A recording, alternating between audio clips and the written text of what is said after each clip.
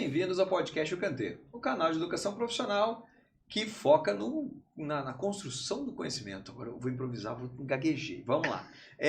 Galera, esse episódio é um episódio que dá continuação, é um episódio da nossa série Além do Canteiro, e que teve um primeiro episódio que está aqui, ou talvez aqui. Pô, Fê, me ajuda, põe esse episódio aqui em cima em algum lugar, eu ainda não manjo onde é que fica esse negócio, né? Mas foi um tema bem legal, lembrando que essa nossa série chamada Além do Canteiro, a gente traz conhecimentos, traz experiências, estudos, relatos, pensamentos, e não que sejam numéricos de cálculo, de engenharia, de arquitetura, de obra. A gente traz informações além do canteiro e que é justamente para trazer questionamentos e construir conhecimento de fato que não esteja lá no dente Gerber, né? Que a gente gosta de cutucar o dente Gerber.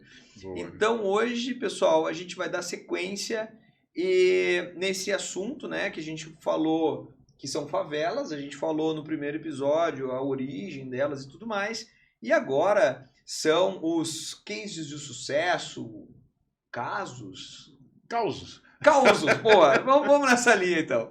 E aí, eu não me apresentei dessa vez, eu improvisei tanto que eu não falei, que eu me chamo André Marques, né? Que atuo na área de projetos há 15 anos, sou host do canal e comigo, Henrico de Ferrari, também host do canal, com uma visão e uma experiência de obra aí há mais de 41 anos, né? Boa. E eu fui bem específico. E ficou bagunçada essa introdução hoje, mas bastante. É para quebrar o gelo. Vamos lá. Maravilha. Então vamos em frente. Bom, no último episódio a gente conversou sobre as origens das favelas, né?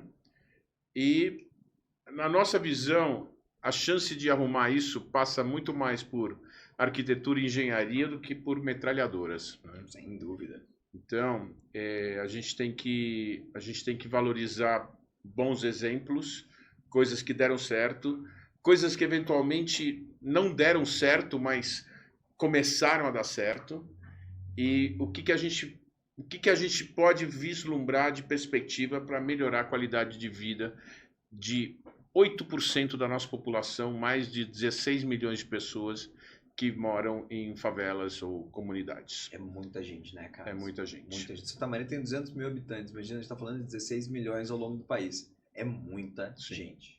E assim, um conceito que é fundamental é, se a gente atender bem essa população, a gente está atendendo bem toda a população, né?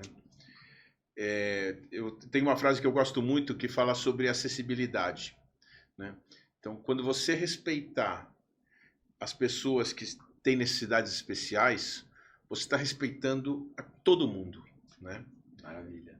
Na hora que você cuidar de uma calçada para que um cadeirante consiga andar, você vai estar gerando condições de uma mãe com um carrinho de bebê andar, teu pai, teu avô andar, né? Então não é só para a pessoa que tem a necessidade especial. Você vai ter um dia que vai estar mancando também, né? E você precisa de uma boa calçada para andar. Então esse conceito vale para tudo, né? Sim. Principalmente para condições dignas de vida para uma parcela tão significativa da população. Sabe o que eu diria? Eu acho que toda vez que a gente se aprimora em algo, o todo cresce. Então, às vezes, é um pontinho que a gente começa, mas eu comecei a fazer isso aqui melhor, e quando tu vê esse aspecto que melhora a tua visão, teu trabalho, tua profissão, melhora outros âmbitos também da tua visão, teu trabalho, da tua profissão, porque tu começou ali. Então, acho que esse respeito com a sociedade vai subindo a régua. E quando sobe a régua, essa régua sobe para todo lado, né? Então, é um efeito... Como é que se diz? Um círculo virtuoso. Exatamente. Olha. A gente falou isso no episódio de qualidade, né? Sem dúvida, sem dúvida. Foi muito legal também. Muito bom. Bom, a gente teve diversos projetos, né? E o primeiro grande projeto que se teve chamava Favela Bairro, que foi feito na gestão do César Maia, lá no começo da década de 90, no Rio de Janeiro. Então, esse projeto, a ideia dele era fazer com que... E o Rio tem uma característica muito interessante, que as favelas elas estão localizadas em lugares centrais, né? Aqui em São Paulo, as favelas estão em lugares periféricos. No Rio, estão em lugares centrais. Então, teoricamente, é muito mais viável você incorporar aquilo ao tecido social do que em lugares que são muito periféricos, né? Sim, sim. Faz muito mais sentido, né? Não que não faça no periférico, Sim, mas eu acho que até acentua essa necessidade, né? sim. E aí, então, a ideia era transformar aqueles lugares que eram bem largados em lugares mais respeitosos. Eu tenho aqui umas fotos, um pouco de material. Adoro imagens e imagens. Olha esse pé de encosta, né? Como Cara, foi isso trabalhado. é um antes e depois. Exatamente. Que animal isso aí, cara. Muito legal. Isso é no Rio. No Rio. Bom, galera que tá na esteira, não se Conta aí. atirem, não capotem de frente, né? Mas a gente tá aqui olhando uma foto antes e depois, magnífica, e um projeto arquitetônico, estrutural, de clara engenharia, né? E arquitetura, que transforma uma encosta com uma contenção atirantada e cheia de lixo e mal organizada, com péssimas condições de habitação, cara, num lugar com passarelas bonitas, com Quadras quadras esportivas, esportivas. paisagismo. Cara, nota 1000. Que trabalho Duca. Bem legal, né? Muito legal. E esse projeto, então, ele começou... foi investido $2.500 por família para fazer esses projetos de urbanização. Que se você pensar, $2.500 a dinheiro de hoje vai dar o quê? Não, fazer 5, 12, 6, né? 13 mil reais. Quanto custa qualquer coisa, né? Sim, Muito mais, né? sim, sim, sim. Olha que legal. Caramba, cara. Muito legal, hein? Muito legal. Não, e sabe o que me chama muita atenção? A riqueza das soluções. Não é um negócio fácil de resolver e fica bonito, dá condições. Cara, muito legal. Muito legal. E você vê que são lugares difíceis, né? Sim, difíceis, difíceis. Difíceis de Muito trabalhar. bem trabalhados, né? Uhum. Então, assim, esse lugar aqui à esquerda, imagina, quer dizer, o cara tá abrindo para fazer a rua, né? Porque antes disso nem tinha isso, né? Devia ser uma pinguelinha no meio de um talude, né? E agora você vê um arruamento e toda uma condição de Sim. acessibilidade e tudo mais. E na hora que você está fazendo isso, você consegue colocar uma rede de água, uma rede de esgoto, né? Exato. E criando condições, né? Sim, sim. Bom, esse projeto, ele ganhou prêmios internacionais, virou uma mega referência mundial e mudou a gestão e se acabou. Puta. Isso é uma coisa complicada, hein? Exatamente. Então, isso é um dos grandes problemas que a gente tem nessa visão, né? É que, assim, parece que é uma obra que começa, anda e termina, né? E o que aconteceu com esse projeto? Ele foi interrompido e você criou melhorias num local, o que isso gera? Demanda. Sim. E mais gente vai para lá. E aqueles recursos foram dimensionados para uma população que chegou uma hora que dobrou, triplicou. E tudo aquilo acabou se perdendo. Caramba. Então, Sim, porque já é algo difícil de resolver pela saturação. Quando fica bom, a tendência de muito rapidamente ter uma sobressaturação é muito grande. E aí deveria-se ter um plano contínuo de tu ir fazendo isso de maneira distribuída e inclusive equalizar o adensamento, né? Exatamente. Então, esse trabalho aconteceu em 100 favelas no Rio. Teve um impacto importante, só que foi paralisado, mudou a gestão, mudaram-se as prioridades, o projeto foi encerrado E até o que foi feito foi perdido. Sim. Porque cresceu demais e se perdeu a lógica. Olha que bonito isso daqui. Caramba. Caramba. Onde é que é isso aí, cara? No Rio também. No Rio, Rocinhas, Praça do Conhecimento. Cara, ficou animal. Ficou lindo. Lindo. Uma praça muito bonita. Eu não diria, não é uma quadra, aquilo ali é quase um parque, né? Sim. E aí aquilo ali acho que são itens para skate. Ali grafites. parece que é um brinquedão para deficientes, né? É verdade. É uma gangorra para cadeirante. Que legal isso, cara. Nossa, não, brilhante o negócio, né? Muito bacana. Belíssimo trabalho. Mas não teve continuidade. Sim. Sabe que eu venho comentando isso, ganhando agora alguns anos como empresário, né? Como eu costumo às vezes brincar, assim, como empresário, eu sou um ótimo engenheiro, né? Mas a gente vai aprendendo e até uma coisa que nos motivou, inclusive, é criar esse canal, né? Porque a gente não tem conhecimento das outras áreas. A gente sai seguro no Dente Gerber e não no resto todo da vida. Comunicação, gestão de risco, tudo que a gente aborda em vários episódios. Inclusive, convido a galera que está nos assistindo procurar aí no nosso acervo, que a gente tem muita coisa legal gravada. Mas o que eu queria falar é como é importante planos a longo prazo, né? Então, no negócio, a gente começa a entender que movimentos e jogadas, não como num xadrez de um expert que com certeza vai me destruir em segundos, são jogadas a longo prazo.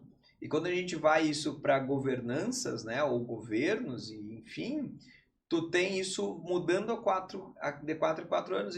E aí,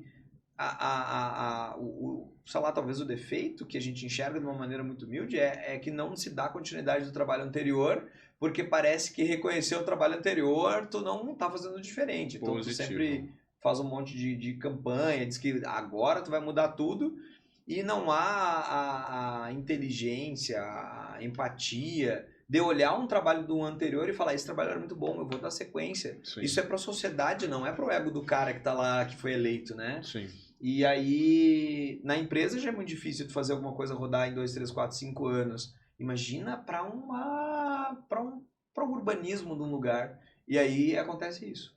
Iniciam projetos animais, muito massa, anda, e aí para porque vira. E aí, como tu mencionou, é que as prioridades são outras. Meu, não, que desperdício, é lamentável. Né? É lamentável.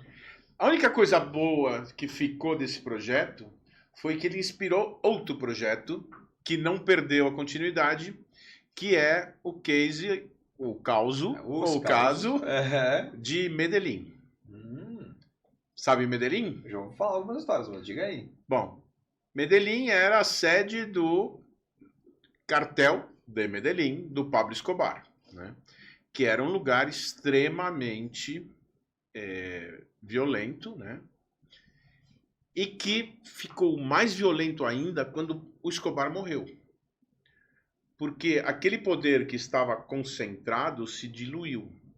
E aí começaram a ter... havia uma luta por poder, em vez de aceitar que existia um poderoso. Cara. Exatamente. Que loucura. Bom, para você ter uma ideia, Medellín chegou a ter índices de assassinatos de quase 400 por 100 mil habitantes. Caramba. Para você ter uma ideia, o Rio de Janeiro tem um número de 25 para cada 100 mil habitantes. Nossa. E a gente acha muito. Sim, sim. Cara, seria 40 vezes, Marco? Quanto que dá 4 vezes? Dá daria 4 100, vezes, mas aí 400? 16 vezes. 16 vezes. Então, Medellín era a cidade mais violenta do mundo. Caramba! Durante um grande tempo. E aí começou-se um projeto inspirado no Favela Bairro, só que eles aprimoraram o projeto e não perderam a continuidade. Tá? Então, agora a gente começa a mostrar algumas fotos. Isso daqui são escadas rolantes dentro das... Lá nos chamam favelas, chamam comunas. Então, assim, os caras começaram a construir coisas, teleféricos. Esses cubos ali atrás são equipamentos públicos. Então, são bibliotecas, creches e tudo mais. Cara, um design futurístico, que Exatamente. parece que a gente está olhando um filme, né? Que legal. E aí, o que eles fizeram de conceito poderoso, diferente do lá do Rio, foi essas coisas icônicas. Então, nos estudos, eles dizem o seguinte, a população de Medellín começou a ter orgulho disso tudo. Lá no Rio, uma das coisas que aconteceram e que não viabilizaram também é que o pessoal que morava nas favelas continuava a ser discriminado. Sim. Né? Então, assim, eram dois mundos que não se interagiam. Né? Então, assim, era a dona da casa e a empregada que morava na favela, né? Uhum. E não tinha uma integração. E aqui os caras começaram a produzir elementos tão legais que a população que não morava ali começou a frequentar esses lugares. Ou seja, tu convidou as populações para... Nossa, mas isso aí é belíssimo. Um MASP lá dentro, é um negócio então, absurdo. os caras começaram a construir coisas de altíssimo valor em áreas que eram teoricamente desvalorizadas, e isso começou a gerar valor para quem estava fora e começou a vir, né? Que legal, que legal. Olha que legal. Mega estratégia, né? Então, se acabou criando espaços com valor que todo mundo curtia. E aí, em alguns anos, eles passaram de 400 para 13. Nossa. Assassinatos para cada 100 mil habitantes. É um índice muito legal. Né? É um caos de sucesso e tanto, né? Porque exatamente. Você imagina, e aí olhando pela ótica que a gente inclusive comentou lá no outro episódio, né? No momento que tu consegue organizar essa população, organizar essa sociedade, elas se ajeitam. Agora, se tu deixar elas abandonadas ao léu, né? Essa organização fica... Exatamente. Bom, então esse é o caso lá de Medellín, que tem um valor bastante legal.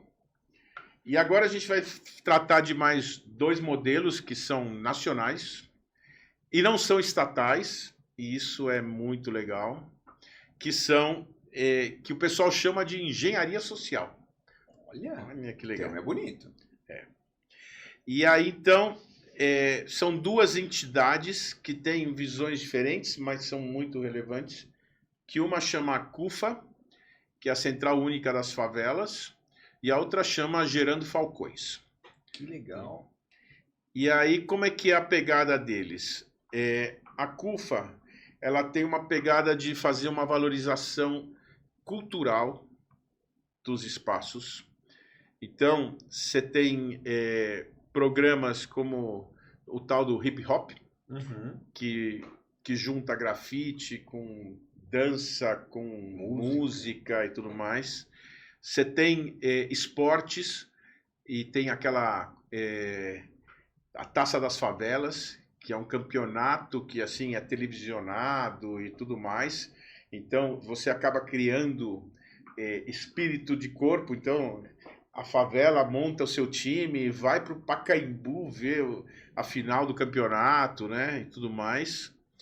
E eles têm um projeto que é genial, que é de empreendedorismo, que chama Expo Favelas.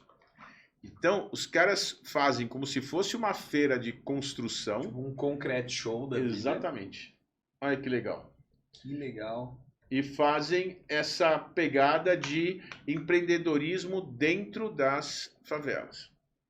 E são dezenas de projetos que vão gerando empoderamento e vão gerando economia criativa, né? E fazem o negócio rolar, né? Então, o fundador da CUFA, ele tem uma frase que é muito boa, que fala assim: a favela não é carência, é uma grande potência. Então, assim, existem condições de fazer muitas coisas, né? E tem que saber trabalhar isso.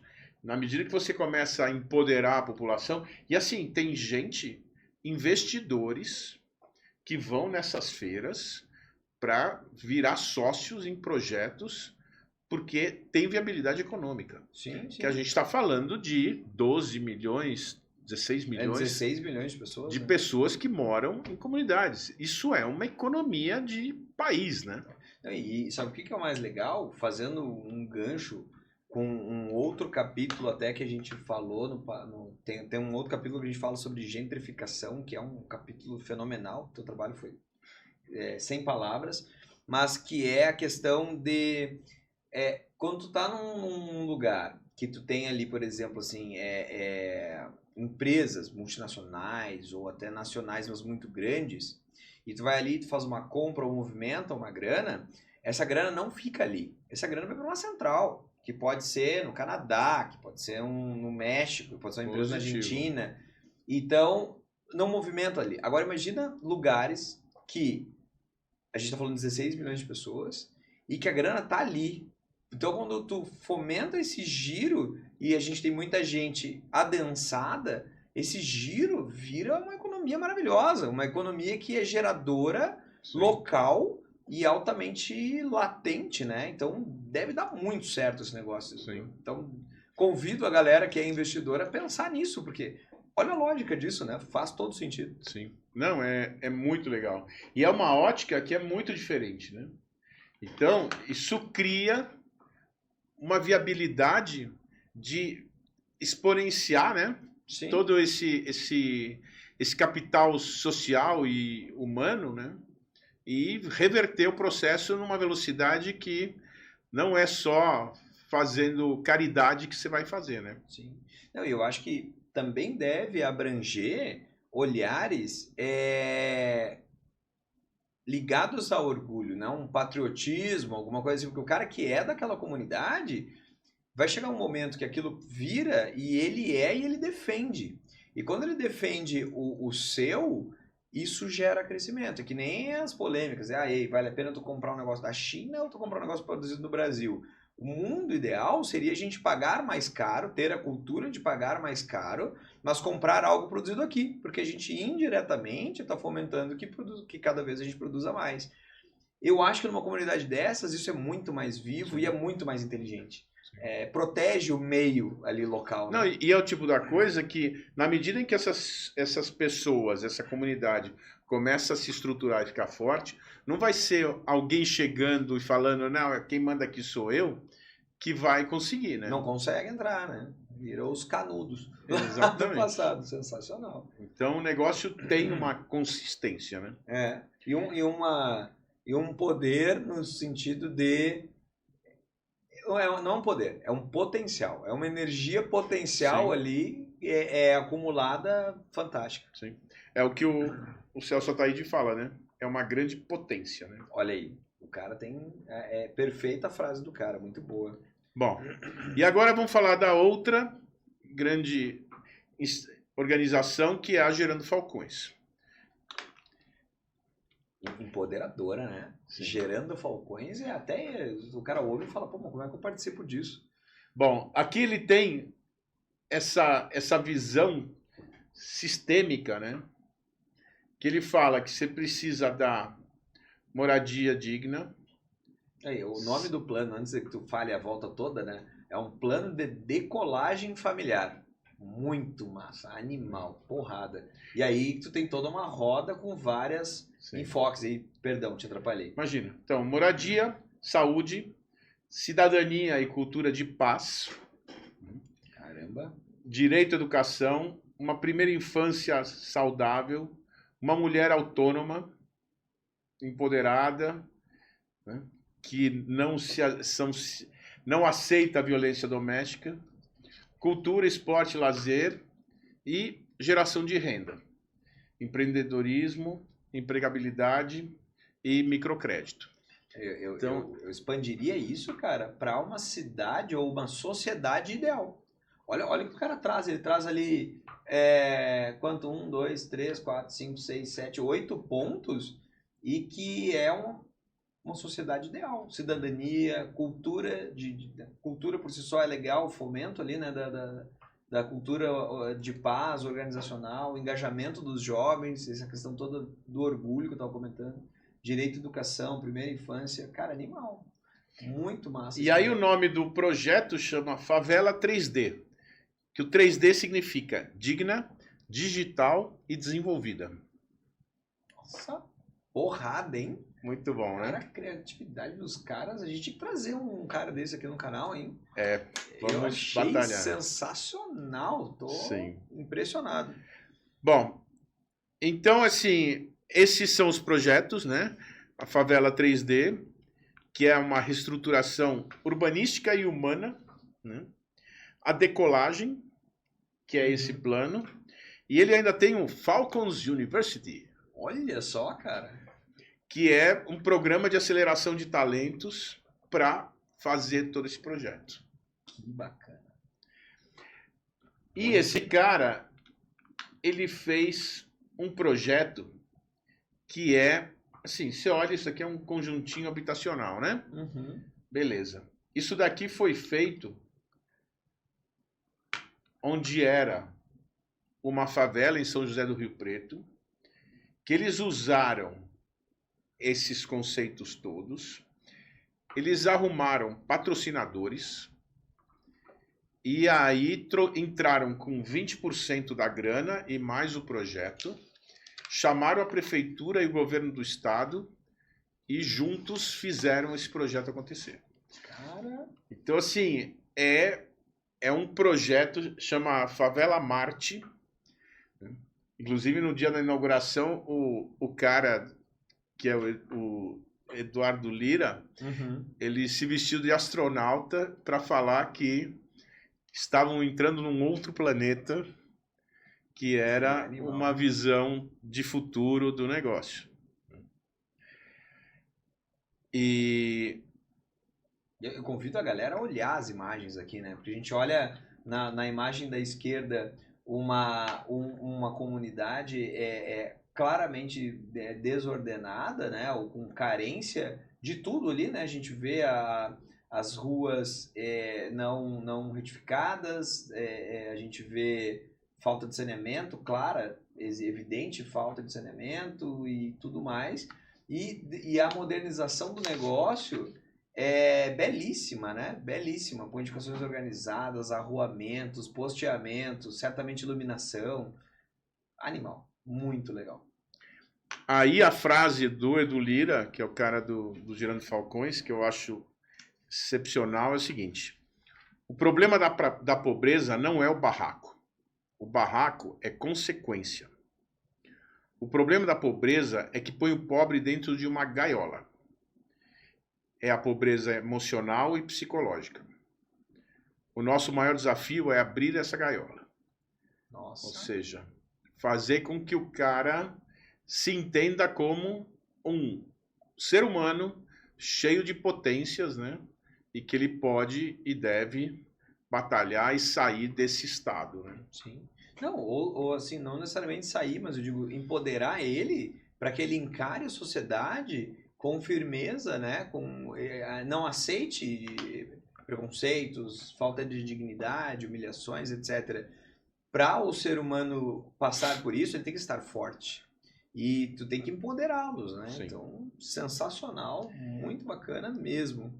Bom. E faz sentido, né? Tirar da gaiola, gerando falcões, animal. Então, assim, como fecha disso tudo, o que a gente tem que ter claro é que a gente vem de centenas de anos em que houve um processo de exclusão de uma parcela da população importante, né? O Estado abandona gente desde que ele começou a existir, né? Então, a gente precisa entender que um monte de problemas que existem hoje são fruto disso, né? Sim. E como a gente falou no episódio anterior, não de uma fraqueza moral das pessoas, né? Mas de uma falta de um vácuo gerado pela falta de Estado nas Presença coisas, né? do Estado. Presença de um Estado que olhe por todos, né? E não governe por uma minoria. Exatamente. Então, você vê ações que hoje tem, que são feitas por organizações não governamentais, né? As tais das ONGs, né? Que estão gerando soluções e que elas podem ser muito potencializadas se o Estado também for participante, né? Perfeito. E que a engenharia, a arquitetura e a nossa competência pode ajudar, mas não é suficiente, né? Sim. Essa engenharia social que a gente falou lá no começo é fundamental, né? Sim. Porque isso gera empoderamento e com isso você cresce, né?